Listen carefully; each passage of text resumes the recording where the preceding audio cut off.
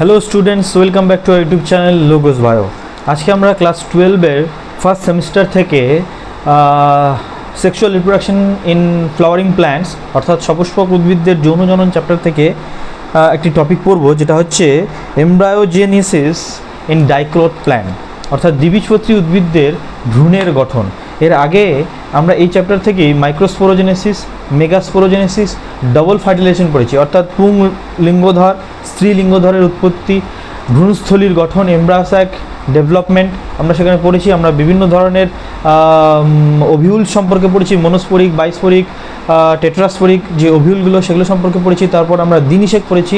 আজকে আমরা পড়ব দ্বিনিষেক হয়ে যাওয়ার পর। আমরা জানি যে নিষেক হয়ে যাওয়ার পর জাইগোট গঠিত হয়, তো জাইগোটের পরিস্ফুরণ কীভাবে হয় সেটা দ্বিবীজপত্রী এবং একবীজপত্রী উদ্ভিদ উভয়ের ক্ষেত্রে আমরা জানবো। তো আজকে আমরা দ্বিবীজপত্রী উদ্ভিদ সম্পর্কে জানবো।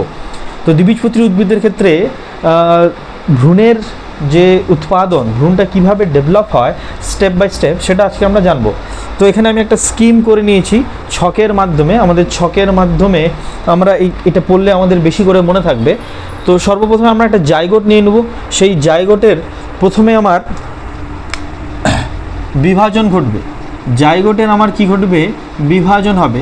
এবং আমরা বুঝতেই পারছি এখানে মাইটোসিস ঘটবে, নট মিওসিস, মাইটোসিস এখানে ঘটবে। এবং মাইটোসিসটা এখানে ঘটবে আমার অনুপ্রস্থভাবে, অর্থাৎ ট্রান্সভার্স ডিভিশন হবে, অর্থাৎ ট্রান্সভার্স ডিভিশন হবে।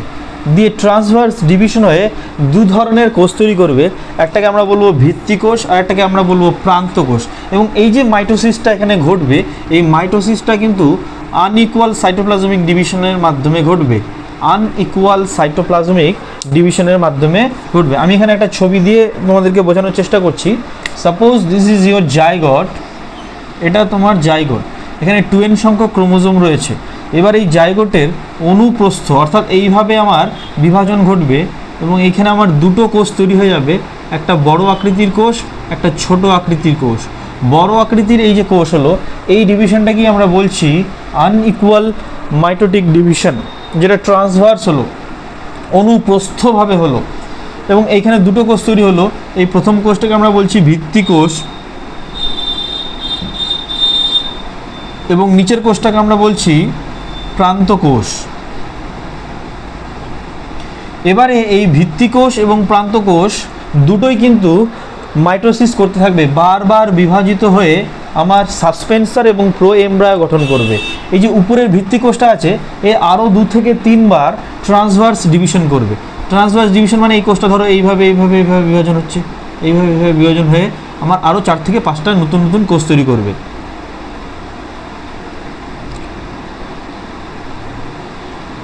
ওকে, আর এই যে প্রান্তকোষ, এই যে প্রান্তকোষ বা প্রান্তীয় কোষ যাই বলো, যেটা থেকে পরবর্তীতে ভ্রূণ ডেভেলপমেন্ট হবে, ওকে, এই প্রান্তকোষটা প্রথমে উলম্বভাবে অর্থাৎ ভার্টিক্যাল ডিভিশন করবে। এই প্রান্তকোষটা প্রথমে কি করবে?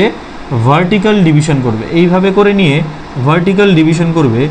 এবং তোমরা দেখতেই পাচ্ছ এই ভার্টিক্যাল ডিভিশনের পর আমার কটা কোষ তৈরি হলো? 1, 2, 3, 4টে কোষ তৈরি হলো। দেখো প্রান্তকোষ 4 কোষ বিশিষ্ট কোয়াড্র্যান্ট, অর্থাৎ এটা কোয়াড্র্যান্ট তৈরি হলো। এবং এখানে যে বিভাজনটা হলো সেটাকে আমরা কি বলবো? উলম্ব বিভাজন। এটাকে আমরা বলতে পারি উলম্ব বিভাজন। প্রান্তকোষের কি বিভাজন ঘটলো? উলম্ব বিভাজন। অবভিয়াসলি মাইটোসিস, বাট এটা উলম্ব বিভাজন বা ভার্টিক্যাল ডিভিশন। ঠিক আছে, এবার এই উলম্বভাবে বিভাজিত 4টে কোষ আবার প্রান্তীয়ভাবে বা অনুপ্রস্থভাবে বিভাজিত হবে। কিভাবে বিভাজিত হবে? অনুপ্রস্থ বিভাজন ঘটবে। অনুপ্রস্থ বিভাজনের মাধ্যমে 8টে কোষ তৈরি করবে। অনুপ্রস্থ মানে ট্রান্সভার্স মানে মাঝখান থেকে ভাগ হয়ে গেল। সাপোজ এটা যদি মাঝখান থেকে ভাগ হয়ে যায়, তাহলে আলটিমেটলি কটা কোষ তৈরি হয়ে যাবে আমার? 1, 2, 3, 4, 5, 6, 7, 8। 8 কোষ বিশিষ্ট আমার অক্ট্যান্ট তৈরি হয়ে গেল। 8 কোষ বিশিষ্ট আমার কি তৈরি হয়েছে? অক্ট্যান্ট তৈরি হলো অনুপ্রস্থ বিভাজনের মাধ্যমে। ওকে, এবারে সাইমালটেনিয়াসলি দুটো ঘটনাই কিন্তু একসাথে ঘটছে, অর্থাৎ একদিকে আমার ভিত্তিকোষের বিভাজন ঘটছে, আরেকদিকে কিন্তু আমার প্রান্তীয় কোষের বিভাজন সাইমালটেনিয়াসলি ঘটছে। ভিত্তিকোষে 4 কোষ বিশিষ্ট প্রো এমব্রায়ো তৈরি করেছে। এই যে এটা তৈরি হলো, এটা প্রো এমব্রায়ো তৈরি করেছে। এই প্রো এমব্রায়ো আস্তে আস্তে আরও 6 থেকে 7, 8টে সেল ডিভিশন করে করে আলটিমেটলি নেক্সট স্টেজে যদি আমরা দেখি তাহলে দেখব যে এইখানে একটা বিরাট বড় শেপেড সাসপেন্সার সেল তৈরি করেছে।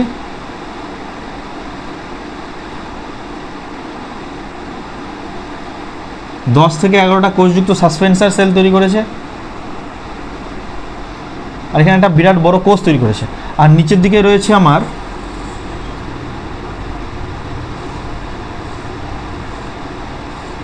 1 2 3 সরি 3 4 এদিকে 8 1 2 3 4 5 6 7 8 এই 8টে কোষ আবার নিজেদের মধ্যে বারবার মাইটোসিস করবে, দিয়ে বাইরে কতগুলো সেলের লেয়ার তৈরি করবে। বাইরে কিন্তু অনেকগুলো সেলের লেয়ার তৈরি করবে, বারবার বিভাজিত হয়ে হয়ে আমার বাইরের দিকেও কিন্তু অনেকগুলো সেলের লেয়ার করবে, কারণ এরা মাইটোসিস করবে ক্রমাগত। ওকে, তো এই যে সবচেয়ে বড় কোষটা তৈরি হলো, এই যে সাসপেন্সার কোষ, সাসপেন্স এর মতো হয়ে থাকলো, এবং এখানে সর্বাপেক্ষা যে বড় কোষটা ভিত্তি কোষের, তাকে আমরা বলছি হস্টোরিয়াল কোষ। তাকে আমরা কি বলছি? হস্টোরিয়াল কোষ। এই কোষটাকে কিন্তু বলা হচ্ছে হস্টোরিয়াল কোষ।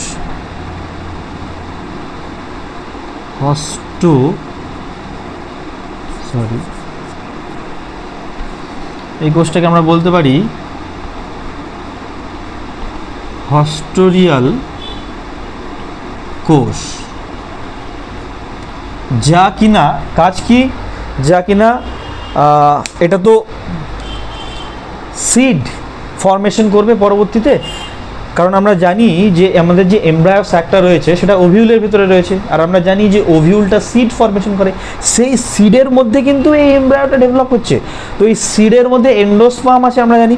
তো এন্ডোস্পার্ম আমরা পড়েছি যে ফিউচার যে এমব্রায়ো তাকে নিউট্রিয়েন্ট প্রোভাইড করে। তো ওই এন্ডোস্পার্মের থেকে কিন্তু হস্টোরিয়াল সেলটা নিউট্রিয়েন্ট অ্যাবজর্ব করবে এবং এটাকে নিউট্রিয়েন্ট, প্রত্যেকটা সেলকে নিউট্রিশন প্রোভাইড করবে।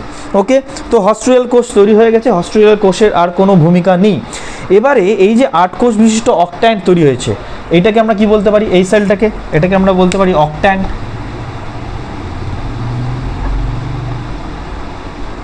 আর এগুলোকে কি বলতে পারি? সাসপেন্সর। তাদের মধ্যে সবচেয়ে বড় সেলটারই নাম হস্টোরিয়াল সেল। আচ্ছা, এই অক্ট্যান্ট এবার বারবার মাইটোসিস করে দেখো কি তৈরি করেছে। ডার্মাটোজেন লেয়ার তৈরি করেছে, পেরিব্লেম তৈরি করেছে, ফ্লিরোম তৈরি করেছে। পেরিব্লেম কোনটা, ডার্মাটোজেন কোনটা তৈরি করেছে? এই যে সবচেয়ে বাইরের লেয়ার, এরা কি তৈরি করবে? ডার্মাটোজেন। এরা কি তৈরি করবে? ডার্মাটোজেন। এরা তৈরি করবে ডার্মাটোজেন। আচ্ছা, তারপরে বলছে পেরিব্লেম, যেটা ভ্রূণের মধ্যস্তর, একদম ভেতরের স্তরটা, এরা পেরিব্লেম তৈরি করবে। আর প্লিরোম বলে একটা স্তর থাকবে এখান থেকে, যেটা স্টিলি তৈরি করবে। আচ্ছা, এইবার এই স্টেজটার একটা স্টেজে গিয়ে আমরা দেখতে পারবো যে হস্টোরিয়াল কোষ তো আছেই, সাসপেন্সার সেলগুলোও আমার আছে, এবং আমার এই যে অক্ট্যান্ট সেলটা, এটা অনেকটা বড় হয়ে গিয়ে হার্ট শেপেড সেল তৈরি করেছে। ওকে, এই সেলটা বড় হয়ে গিয়ে আলটিমেটলি কী তৈরি করেছে? একটা হার্ট শেপের সেল তৈরি করেছে। হৃৎপিণ্ডের মতো দেখতে তৈরি হচ্ছে আমার একটা হার্ট শেপের সেল। তো এই যে মধ্যভাগটা, এই মধ্যভাগটা স্ফীত হয়ে হার্টের ন্যায় আমার একটা সেল তৈরি করেছে, যেটা থেকে এই যে দুটো নিচের দিকে ভাগ হচ্ছে, এই দুটো কিন্তু আলটিমেটলি আমার কি তৈরি করবে? দুটো বীজপত্র তৈরি করবে। কারণ আমরা কি পড়ছি? দ্বিবীজপত্রী। তাহলে একটা দ্বিবীজপত্রী বীজ, সাপোজ ছোলা, তো ছোলার তো দুটো বীজপত্র থাকে, কটিলেডন বলি। এই কটিলেডনটা তৈরি হয়েছে কোথায়? ছোলার ফলের মধ্যে, ওভারির মধ্যে এই বীজটা তৈরি হয়েছে। আমরা আবারও বলছি, এটা একটা বীজ, এটা দুটো বীজপত্র রয়েছে। এই দুটো বীজপত্র আমরা জানি কটিলেডন, যাকে ইংরেজিতে কি বলা হয়? কটিলেডন। এটা বীজ, টোটালটা একটা বীজ, যার দুটো বীজপত্র, এর জন্য দ্বিবীজপত্রী বলা হয়। এবং এই বীজ তো কোথা থেকে তৈরি হয়েছিল? ওভিউল থেকে তৈরি হয়েছিল। এই ওভিউলের মধ্যে এমব্রায়োজেনেসিস হচ্ছে। তো বীজপত্র দুটো আলাদা আলাদা তৈরি হলো কি করে? এই প্রসেসের মাধ্যমে দুটো আলাদা আলাদা ফোল্ডিং তৈরি হলো। ছোলা, মটর আমরা যদি দেখে থাকি, তাদের কিন্তু দুটো ফোল্ডিং থাকে। ওকে, তো এই দুটো কিন্তু বীজপত্র তৈরি করলো। ওকে, বেশ। আর বাকি ভেতরের পার্ট যে রয়েছে, বাকি ভেতরের পার্টগুলো, এখান থেকে আবার একটা ভ্রূণাক্ষ তৈরি হচ্ছে। এখান থেকে আবার কি তৈরি হচ্ছে? একটা ভ্রূণাক্ষ তৈরি হচ্ছে। নেক্সট ইমেজ যদি আমরা দেখি, আমরা দেখব এইভাবে করে নিয়ে এইভাবে একটা ভ্রূণের অক্ষ তৈরি হচ্ছে। এইভাবে কি তৈরি হচ্ছে? একটা ভ্রূণাক্ষ তৈরি হচ্ছে, যেটা উপরের পার্টটা এটাকে বলা হয় এপিকটাইল। এটাকে কি বলা হয়? এপিকটাইল। আর নিচের পার্টটাকে বলা হয় হাইপোকটাইল। হাইপোকটাইল। এপিকটাইল থেকে তৈরি হবে শুট অর্থাৎ কাণ্ড, আর হাইপোকটাইল থেকে তৈরি হবে র্যাডিক্যাল বা মূল।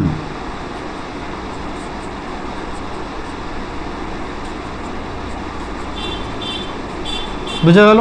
এই জায়গাটাকে আমরা এপিকটাইল বলবো, এই জায়গাটাকে আমরা হাইপোকটাইল বলবো। ক্লিয়ার? তাহলে এই হয়ে গেল আমাদের দ্বিবীজপত্রী উদ্ভিদের ভ্রূণের পরিস্ফুরণ। আমি আরেকবার রিপিট করে দিচ্ছি টোটাল ব্যাপারটাকে। এদিকে আমার স্কিমটা দেওয়া রয়েছে, এদিকে আমার ইমেজ রয়েছে। প্রথমে আমার জাইগোট, এটা হচ্ছে আমার জাইগোট। আফটার ফার্টিলাইজেশন, দ্বিনিষেক প্রক্রিয়ার পর আমরা জানি যে প্রথমে ডিম্বাণুর সাথে যে মাইক্রোগ্যামেটটা মিলিত হয় সেটা জাইগোট তৈরি করে, আর যেটা আমার নির্ণীত নিউক্লিয়াসের সাথে দ্বিতীয় মাইক্রোগ্যামেটটা যুক্ত হয় সেটা এন্ডোস্পার্ম তৈরি করে। ইন কেস অফ অ্যাঞ্জিওস্পার্ম, সপুষ্পক উদ্ভিদদের ক্ষেত্রে অ্যাঞ্জিওস্পার্ম, তোমরা মনে রাখবে ইন কেস অফ অ্যাঞ্জিওস্পার্ম অর্থাৎ গুপ্তবীজী উদ্ভিদদের ক্ষেত্রেই আমার এন্ডোস্পার্মটা 3N হয়। এন্ডোস্পার্ম কত N হয়? 3N টাইপের হয়। But in case of gymnosperm, ব্যক্তবীজীদের ক্ষেত্রে, জিমনোস্পার্মদের ক্ষেত্রে এন্ডোস্পার্মটা কিন্তু N টাইপের হয়। এন্ডোস্পার্ম কি হয়? এটা আউট অফ দ্য টপিক, এটা N টাইপের হয়। ওকে, তো যাই হোক, সেই এন্ডোস্পার্ম আমার এখানে লাগছে না, আমার জাইগোট লাগছে। তো আমি জাইগোট নিয়েছি। জাইগোটের আমার অনুপ্রস্থ বিভাজন হচ্ছে, এখানে আমার যে বিভাজন হচ্ছে সেটা কি? অনুপ্রস্থ বিভাজন। অনুপ্রস্থ বিভাজন করে আমি আনইকুয়াল মাইটোটিক ডিভিশন করব এবং দুটো সেল তৈরি হয়েছে, একটা বড় সেল যাকে ভিত্তিকোষ, একটা ছোট সেল যাকে প্রান্তীয় কোষ বলছি। ওকে, ভিত্তিকোষ এবং প্রান্তকোষকে কিন্তু আমরা আলাদা করে নিয়েছি। এদিকে আমার প্রান্তকোষ, এদিকে আমার ভিত্তিকোষ। আচ্ছা, এবারে সাইমালটেনিয়াসলি দুটো ঘটনা একসাথে ঘটবে। ভিত্তিকোষ আবার আমার অনুপ্রস্থ বিভাজন করবে। ভিত্তিকোষ কি করবে? অনুপ্রস্থ বিভাজন করবে। ভিত্তিকোষ ট্রান্সভার্স ডিভিশন করে আমার 4 কোষ বিশিষ্ট প্রোএমব্রায়ো তৈরি করবে। এটা তৈরি হয়েছিল, এটাকে আমরা কি বলছি? প্রোএমব্রায়ো। প্রো বা আদি ভ্রূণ বলতে পারি আমরা। প্রোএমব্রায়ো বাংলা হচ্ছে আদি ভ্রূণ। আদি ভ্রূণ গঠন করেছে 4 কোষ বিশিষ্ট। এটা আবার বারবার বিভাজিত হয়ে সাসপেন্সার কোষ তৈরি করেছে এবং তাদের মধ্যে সবচেয়ে বড় কোষ উপরের দিকে রয়েছে যেটাকে হস্ট্রিয়াল কোষ বলেছে। হস্ট্রিয়াল কোষের কাজ কি? হস্ট্রিয়াল কোষ মাদার বডি থেকে অর্থাৎ এন্ডোস্পার্ম পার্টটা থেকে নিউট্রিয়েন্ট নিয়ে বাকি পার্টগুলোকে সাপ্লাই করবে। সাইমালটেনিয়াসলি আবার প্রান্তকোষ, এই প্রান্তকোষ দুবার বিভাজন হচ্ছে, একবার উলম্ব একবার অনুপ্রস্থ। তাহলে এখানে দুটো বিভাজন আমরা দিতে পারি, একবারে অনুপ্রস্থ আবার উলম্ব অর্থাৎ ভার্টিক্যাল বিভাজন হয়ে প্রথমে চারটে হয়েছিল, পরে আমরা 8টে করেছি, দিয়ে 4 কোষ বিশিষ্ট কোয়াড্র্যান্ট তৈরি হয়েছিল, পরের স্টেজে গিয়ে আমরা 8 কোষ বিশিষ্ট অক্ট্যান্ট, এটা আমি প্রথমে বুঝিয়েছিলাম।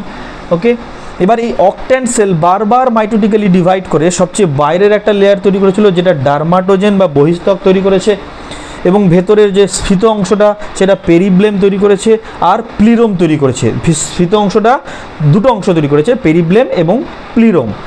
আচ্ছা, পেরিব্লেম অংশটা ভ্রূণের একদম মধ্যস্তর এবং সেইটা স্ফীত হয়ে হার্ট শেপেড, এটা কি হচ্ছে? হার্ট শেপেড একটা স্ট্রাকচার তৈরি করেছে, হার্ট শেপেড স্ট্রাকচার তৈরি করেছে। ওকে, এই হার্ট শেপেড স্ট্রাকচার থেকে আমার দুটো কটিলেডন, এখানে দিতে ভুলে গেছি, দুটো কটিলেডন বা বীজপত্র তৈরি হয়েছে। দুটো কটিলেডন বা বীজপত্র তৈরি করেছে। আর এই হার্ট শেপেড পার্টের মাঝখানের অংশটা বিভাজিত হয়ে ভ্রূণাক্ষ গঠন করেছে, এমব্রায়ো অ্যাক্সিস, যেখান থেকে দুটো পার্ট তৈরি হবে, একটাকে বলবো এপিকটাইল, একটাকে বলবো হাইপোকটাইল। এপিকটাইল উপরের অংশ আর হাইপোকটাইল নিচের অংশ। এপিকটাইল তোমরা দেখতে পাচ্ছ উপরের অংশ, হাইপোকটাইল নিচের অংশ। এপিকটাইল পার্ট থেকে আমার শুট বা কাণ্ড তৈরি হয়, হাইপোকটাইল পার্ট থেকে আমার রুট বা মূল তৈরি হয়। এবারে যদি আমরা দেখি ব্যাপারটা এখানে সিম্পলিফাই করি, আলটিমেটলি আমার কি তৈরি হলো? আলটিমেটলি তাহলে আমি যদি লাস্ট ইমেজটা দেখি 1 2 3 4 5 করে এভাবে নিয়ে লাস্ট ইমেজটা এইরকম, আমার দুটো বীজ তৈরি হলো এই অংশটা। তাহলে এটাকে আমি বলছি এপিকটাইল, আর এইটাই হয়ে গেল আমার হাইপোকটাইল। আর এই দুটো কি, এই দুটো হচ্ছে আমার বীজপত্র। এটা যদি সিম্পলিফাইড করি, একটা বীজ, তার থেকে আমার উপরের এপিকটাইল অংশ থেকে আমার কাণ্ড তৈরি হবে, আর এখান থেকে আমার মূল তৈরি হবে, র্যাডিক্যাল অ্যান্ড প্লুমিউল। ওকে, তাহলে যদি নাম্বারিং করি আমরা ছবিগুলো, 1 2 3 4 5 6 7, এই 7টা ইমেজের মাধ্যমে আইদার আমি এই ছবিটা করার মাধ্যমে দ্বিবীজপত্রী উদ্ভিদের ভ্রূণের গঠন বোঝাতে পারি, অথবা আমি এই ছবিটা না করে এই ছকটা করার মাধ্যমেও আমরা কিন্তু দ্বিবীজপত্রী উদ্ভিদের ভ্রূণের গঠন করতে পারি। তো নেক্সট ভিডিওতে আমরা একবীজপত্রী বা মনোকটিলেডন যে উদ্ভিদ রয়েছে, মনোকট উদ্ভিদ, তাদের মধ্যে দিয়ে এই ভ্রূণের গঠনটা কিভাবে সম্পন্ন হয় সেটা জানবো। তো ভিডিওটি তোমাদের ভালো লাগলে অবশ্যই তোমরা লাইক করবে আর চ্যানেলটি সাবস্ক্রাইব করতে ভুলবে না। ধন্যবাদ।